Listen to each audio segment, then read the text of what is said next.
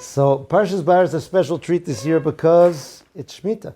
Okay, so as we've been speaking about Shmita all the time, but Behar is the Parsha of Shmita, and it has this very, very fascinating introduction and Rashi that's become part of the way we speak.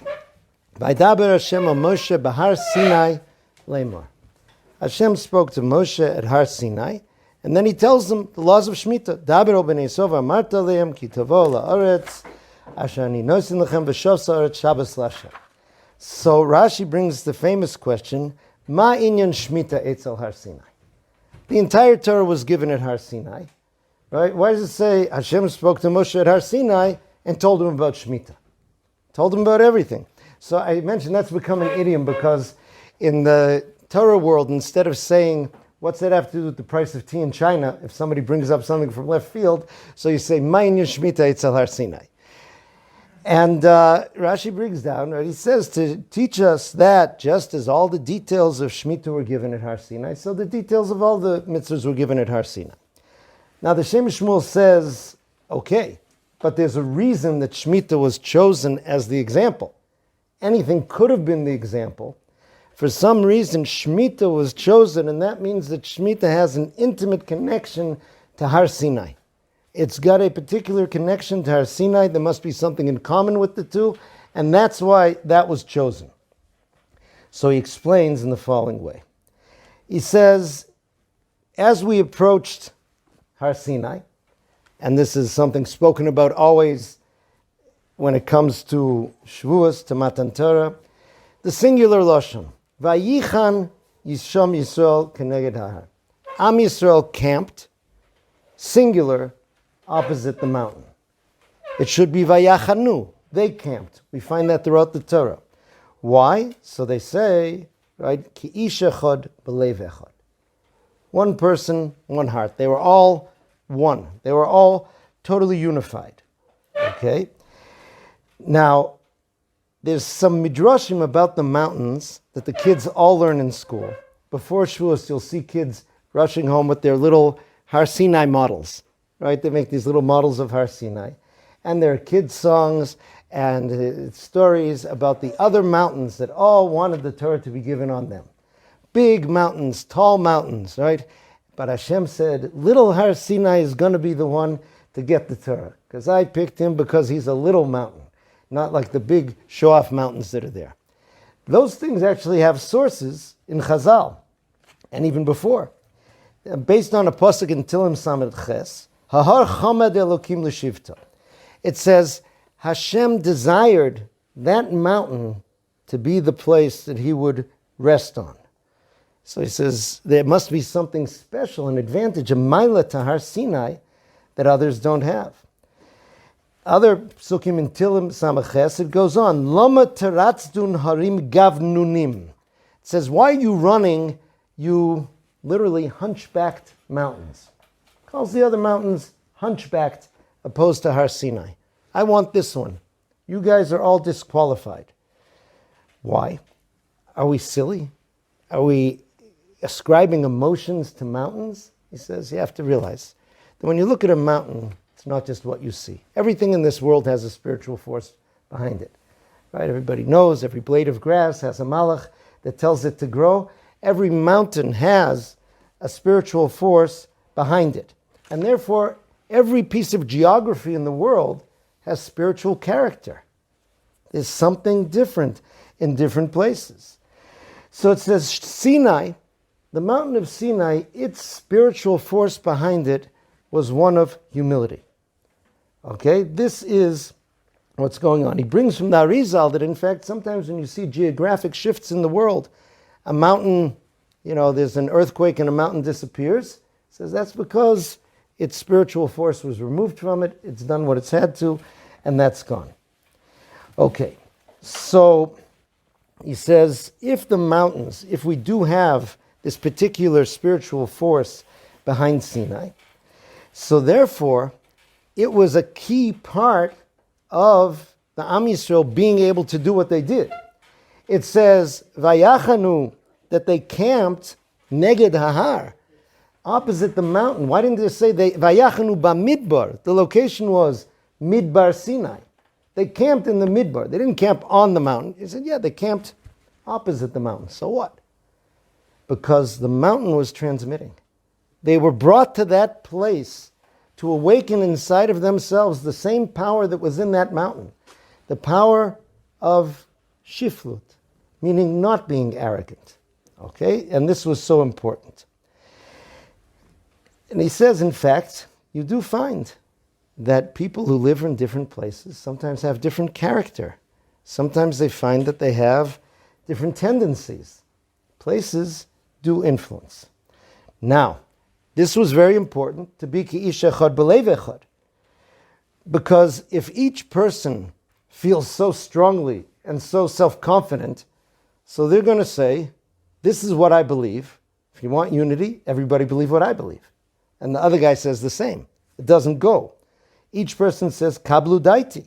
And he says, such an approach, right? It's interesting. There's a midah the Bali Musa write about. They call it midas hanatzchonus, right? The midah of always wanting to win, right? The midah of having to win. So that's something that he says brings sina uktato merivos. It brings hatred, it brings argument, it means all sorts of bad stuff. Oh, I just forgot a cute story though, so we're going to back up for that because it's important. In speaking about places that have the ability to transmit humility, so I heard that the Imre Chaim of Vishnitz, he said that that's what the kotel does. A person who comes to the kotel, right, he gets a certain humility. Why? Because Chazal tell us, La'olam lo zaza shchina mikotel ha'maravi. The shchina never left the kotel ha'maravi. And Hashem says about a person who's arrogant, Ein ani v'hu yicholin nodor b'makom echad. I cannot be in the same place with an arrogant person. So if the arrogant person comes to the kotel, Hashem's there, so he's got to get less arrogant. The Rebbe said, that's why I like going to the kotel. He says, it gets my arrogance down. Okay, so this is the negative side of that arrogance, of that strong feeling, as opposed to the humility that lets you join with others. But, he says, you got to realize it's not necessarily coming from a negative source. A person feels strongly because he actually knows something. He believes something. He's learned something. And the strength of his nefesh and his seichel that feels that this is something which is real and something true, that is something a person stands up for. You're not meant to be a person that every time you'll say, this is wrong. Somebody says, oh, I think it's right. Oh, okay. you have beliefs. You're meant to be a person who's strong. Am Yisrael value what's called milchamta shel Torah. Okay, this is an experience. Everybody always talks about it. You walk into a beis medrash, it's loud, it's noisy. It's not like a university library. We're very proud of that. People are yelling, people are screaming, people are banging on tables. I heard Rav Moshe Shapiro Zatzal said his father, who had learned in Telz in Europe, told him that once his father saw two of the Rebbeim arguing in a sugya, and one of the Rebbeim grabbed the other one's beard, and he was like shaking it as he made his point. Right? My wife is here tonight, so I think it was when we were engaged or just after we were married, we went to one of my Rebbeim's houses, Rabbi Yaakov Drulman Shlita, and one of his friends from Eretz Yisrael, Rabbi Lezer Schwartzman, a great Rosh Hashiva from here, was at the house as well. And a discussion started at the table, something in learning, and then it got more heated and louder, and there was banging, and the dishes were like clattering and moving, and these things. Afterwards, he asked me, he said, I hope we didn't scare your wife. She said, no, she enjoyed it. Now, what is the Milchamta Shel Torah? Moshe Shapiro said, it's not personal, right? Chazal say, father and son, Rebbe and Talmud, they go to war in the Beis Medrash, but afterwards it's Vahiv B'sufa. Afterwards it's all love. But they were just screaming at each other. Because it's not personal, it's the attempt to bring the truth of Torah into the world. And there are all sorts of false understandings and svaras that are flying around in your learning, and that's what you're fighting against. It's not the person himself, and that's something that's important, and that we're proud to. So now we have to see, how can you combine that with this shiflus, with this humility and anova that brings the togetherness? And he says, and guess what? Jews have it more than anyone else. This is not a secret. All the little ethnic jokes about, 2 Jews, 3 opinions, and the fact that historically Jews have been at the head of almost every revolutionary movement that's out there to turn the world around one way or another. He says, even though we are Goya Chad Ba'aretz, but Nafsham Gavoa, there's a lot inside a Jew, every Jew. Their nefesh is very powerful, and that's going to come out. So therefore, he says, Jews have more machlokas. That's what you find as well, right? Because we have very strong opinions, and we have a lot of opinions, and it's hard to get that together. So that, he says, actually comes from a good source. So now we have to try to see how those things can be together. He says, we need to combine the two because, and he's mentioned this other times in pieces that we've learned, humility has its dangers. He says it can take away, number one, a person's simcha. If a person can't express themselves, can't express their strong feelings, can't ask their questions, can't do these things, then you kind of turn off into this kind of whatever mood. All right, whatever. I'm not going to say anything. I'm not going to bother thinking anything. I'll just go with the flow. That's not something which is happy. It's not something which is lebedik. And it takes away the strength of your heart so that it's not there when you need it. And Jews have had times over history in which they have to be incredibly strong. He always quotes the phrase, O Yehudi, O Tzaluv. Right? I'm a Jew. If you won't let me be, so hang me. That's it. This is who we are, and we need that power. So you can't be a nation of people who are weaklings and who are always giving in and humble in that way. Chazal tell us in the Mishnah, Az kanomer, bold as lions, Kal kanesha, Ratzkatz v'gibor kari, we're lions, we're eagles, we're leopards, we're all this kind of stuff, right? We're not, we're not hamsters. That didn't say be like a hamster. This is who we're supposed to be and how we're supposed to be. So what's it supposed to be? Like almost every piece we've learned, it's all about balance. He quotes the Zohar HaKadosh. He says that chedva tekiya belibo misitra, one side of your heart has joy, happiness, strength, and the other part has the humility, even the bechi, the crying when it's needed. And this is the combination. Im ein ani li mili. The Torah is meant to be given to a person. If you destroyed yourself, so you're not a person receiving the Torah, you're an empty shell. I have to have an ani. I need that. Kshani la'atzmi mani. But the humility comes in saying, God didn't just give you the Torah. He gave it to all of Am Yisrael. And there's no such thing as being involved in Torah, accepting Torah, fulfilling Torah, without taking everybody into account. This is what a person has to have. So, this is why Har Sinai is so important. Let's think back about those stories, the songs in school, little Har Sinai, the littlest mountain, the humblest mountain. But guess what? It's a mountain. If HaKadosh Baruch Hu wanted us to be low, low, low, he would have given the Torah in the bottom of the Grand Canyon. Right? There you go, low. It's a mountain. A mountain by its very definition is above the level of the ground. It is a har, but it's a har that also has the character of shiflus, of the idea of humility. And this is the key balance that we're supposed to have. And that's why that mountain was meant for Torah. Maharal points out in Pirkei Avos, Moshe kibel Torah mi Sinai. Right? A lot of people ask the question, wait a second, Moshe received the Torah from Sinai? No, he received it from God. He received it bi-Sinai, at Sinai. So Maharal explains, and this is what he's explaining here as well. Sinai was key. They needed to be in that place. They needed the balance of a mountain that also combines humility. And he says, it's interesting, the Medrash says Har Sinai has 6 names. Now 6 is a very loaded thing. Like I say, I'm not very good with geometry, but if you imagine a 3-dimensional cube, it has 6 sides, all of which are opposing each other, yet create something which is one. Okay, so that is the nature of Har Sinai.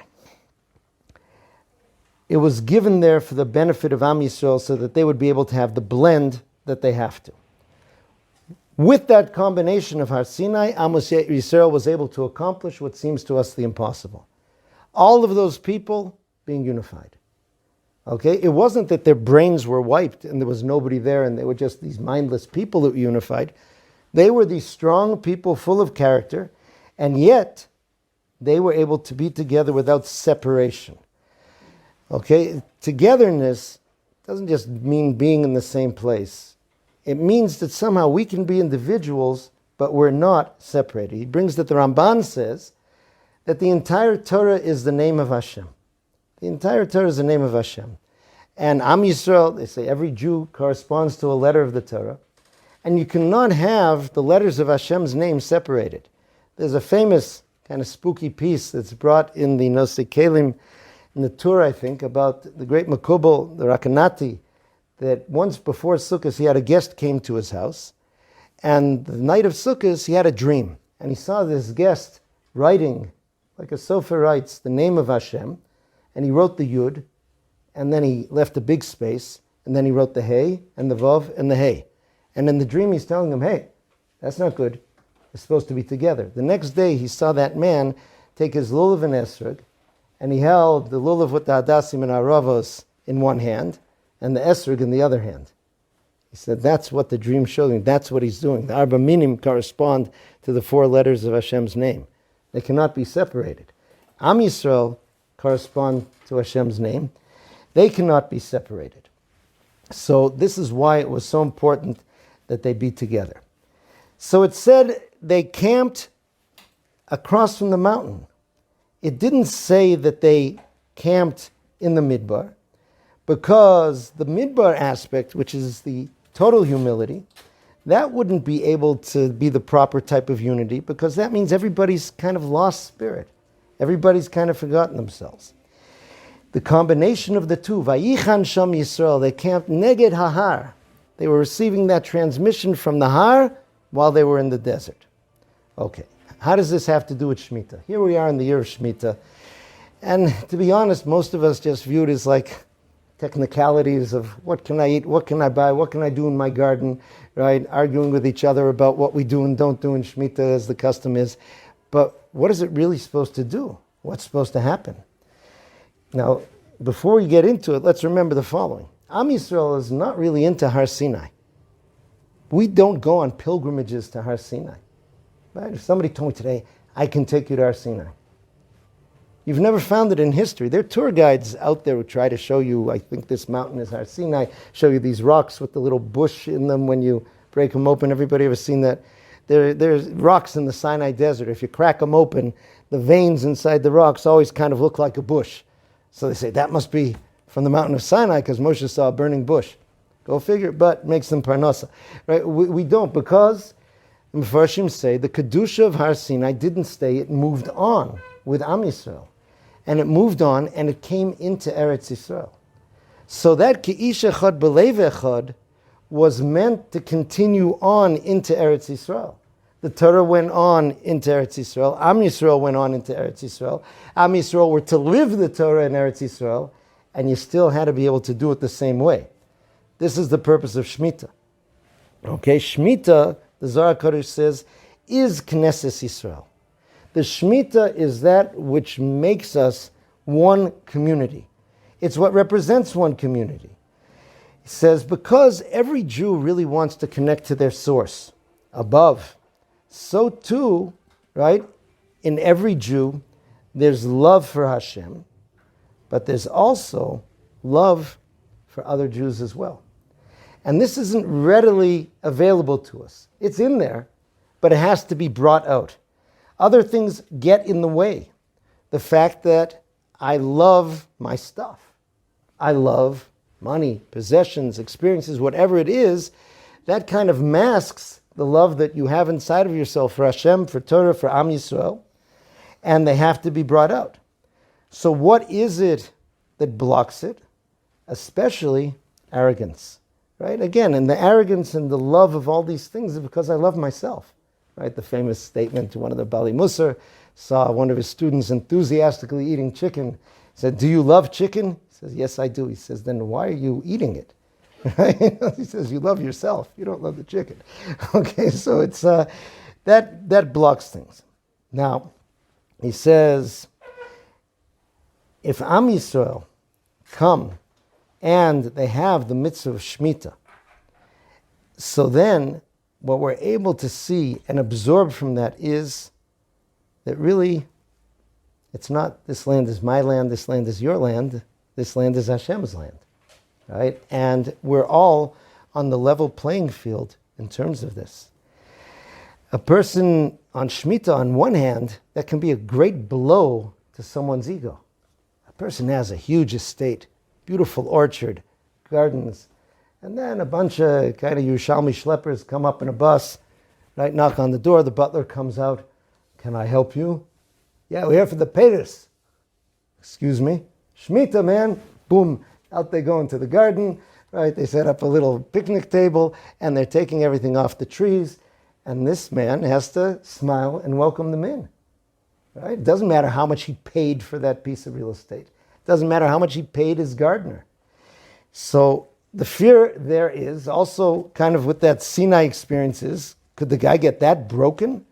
Could he get broken to the extent that he says, so what's the point, right? If I don't own anything, I don't have anything, so why should I even try? What's there? It's all God's anyway. That's why it had to be Behar Sinai. We are supposed to be doing and acquiring and building, but at the same time remembering we're only able to do that if Hashem lets us. It only comes to us from Hashem, and it's meant to be used for Hashem's purposes. This is there in us and part of us. Time for another interesting story. It's an amazing, amazing, and long and multi-part story of the Mir Yeshiva's escape from it was Lithuania, through Russia, to Japan, eventually to Shanghai during World War II. There were many more famous parts of that story, right? Sugihara, one of the tzaddikim of Umas Ha'olam, the Japanese consul in Lithuania who gave them visas. But there's another very important juncture in there. They were transit visas. Oh, they were transit visas through Suriname, correct. Because you needed a transfer. To show you weren't going to stay in Japan. To get to where the destination. If Right. you didn't have that transit visa, You couldn't go. You couldn't get. But there was another problem that Russia took over that area soon after Sugihara left. It went from being independent Lithuania to being under communist Russia. So that meant even though they had papers to leave, you had to request permission to leave. And in communist Russia, if you wanted to leave, that was a sign that you were criminally insane and needed to be re-educated. So they were really stuck. There were a few other things also, because the moment you asked to leave, you were declared a tourist, and you had to pay for things, but you could only pay for it with foreign currency, which was illegal to hold in communist Russia. There was a whole bunch of things they had to leap over. But this stuck them. There was a big building where you had to go to ask for those exit papers, and there was the famous, black vans parked outside to take you off to the Gulag or Siberia or wherever it was if you didn't find favor, and they were too afraid to go in. The Mujitzer Rebbe had papers to go to America. He had relatives who sponsored him. He faced the same problem everyone else did. Eventually he said, I'm going to do it. I'm going in. And everyone was very afraid. He went in and he came out with the papers. They said, how'd you do it? He said, I sat down with the man. He said, why in the world would you want to leave the communist paradise to the terrible crime-ridden capitalist West? So he said, I have to. He says, because they don't understand. I'm a rabbi, you understand. They don't understand that the principles of communism are in the Bible. Let me tell you about the seventh year, right? There's no capitalist landowners. The land is communal for everybody. We remind them of this every year. It's very important. That's my mission. And he said, and the guy swallowed it. And once that official swallowed that paved the way for all the yeshiva bachrim also to go in and get their papers. And they say that the Russians even tracked him. The Mujitzer Rebbe was so smart. He was interviewed in the Yiddish papers when he came to America. And they asked, communism, how is it? He said very nice things. When the Mujitzer Rebbe died, it was just before the War of Independence. He was supposed to be buried on Har HaZeisim. At that time, it was extremely dangerous to bury anyone on Har HaZeisim. The Arabs had been rioting. They asked the Chazon Ish, what should we do? He says, you should take him there. The schus that he had in saving the world of Torah, by his cleverness, will protect him. And that was the last person buried on Har HaZeisim until 1967, when we got it back. So it is there, that principle, but it's with balance. Right? Communism was not very successful. It did not do very well. Right? It just led to corruption. It led to people feeling no motivation to work or to do anything. So it didn't succeed very well. But the Torah's combination is what's supposed to be successful. It's there in our farming, it's there in our learning, it's there in our davening, it's there in the way that we live. And it combines the idea of strength and ambition and doing what we're supposed to. He says the very fact that a person who keeps Shemitah is called a hero. The pasuk Giborei Koach Osei Devaro. That takes tremendous gevura for a person to be able to be mafkir his land, to give up his land in these things. He says, Yesh lecha gibor gadol mizeh. You have a greater hero than this.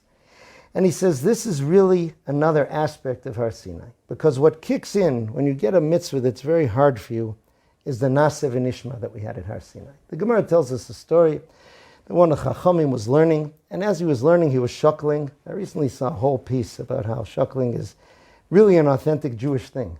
They say that it really comes from the neshama lighting up. It's like you see a flame flickering. The neshama is a flame, and when it's lit by learning Torah davening, it moves, and the body's reflecting what's happening in the neshama. So he was shuckling. He was also sitting on his hands. He'd put his hands under his legs on the chair, maybe to warm them up or something. He was rocking back and forth, and he got so absorbed in the sugya that he cut off his circulation, and blood started coming out of his fingertips. So there was a min, an apostate, who said, I'm a paziza. You people are crazy. Said you were crazy at Har Sinai when you said Naaseh v'Nishma, and you're still crazy now. Look at you. He says, this is actually coming from the point of strength. Naaseh v'Nishma enables us to override what a strong human being usually would feel, saying, I worked hard for this field. This is mine. This was my father's and my grandfather's. This is mine.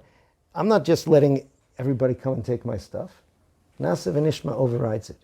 The Har Sinai combination, that's who we are and how we are, that's what's supposed to be.